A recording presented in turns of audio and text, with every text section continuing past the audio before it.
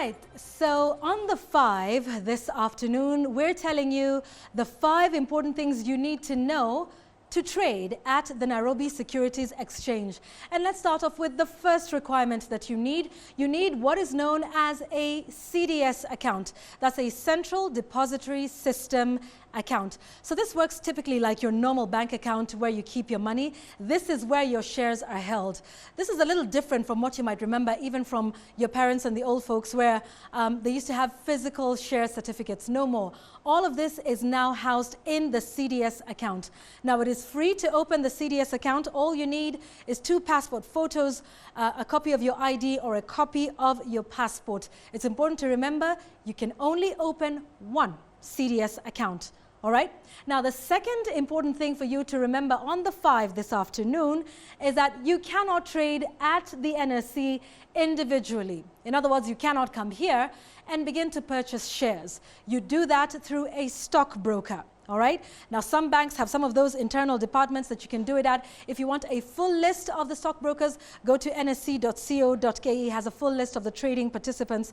And these are the ones who will buy and sell shares on your behalf. And they typically charge a commission and or service fees. And you can shop around for the one that best suits you. Remember, we'll be asking some of the questions as to just how to pick the stockbroker that works for you. All right. Now, the number 3 thing that you need to know on the 5 today is that you can buy only a minimum number of shares, which is 100. So you can't come here and buy 1.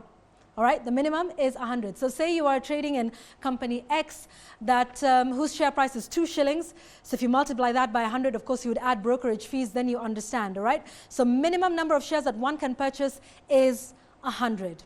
The 4th thing you need to know is, of course, the operating hours of the Nairobi Securities Exchange. It's typical. It's Monday to Friday. It's 9 a.m. to 3 p.m. They're closed on holidays and on weekends. But, of course, all of this you are doing, remember, through your stockbroker. The 5th and the last thing to know is you have been successful. Ding, ding, ding, you are now a shareholder. What do you need to know and what does this entitle you to? Well, now that you have bought shares, it means you are a part owner in that company. It means you can now attend the annual shareholder meetings, which happen typically around June. That is the end of the financial year for most companies. And you now get access to the company's annual financial statements to enable you assess the company's performance. All right? And this also means because you are part owner of the company, it means you are entitled to earnings of that company should they make profit in the form of dividends. It also means, of course, you can now trade with these shares. You can buy, you can sell as you wish. And of course, the idea is always to sell them at a higher price than you purchase them. Those are the 5 key things you need to know on the 5 this afternoon to do with trading here at the NSE. Now next,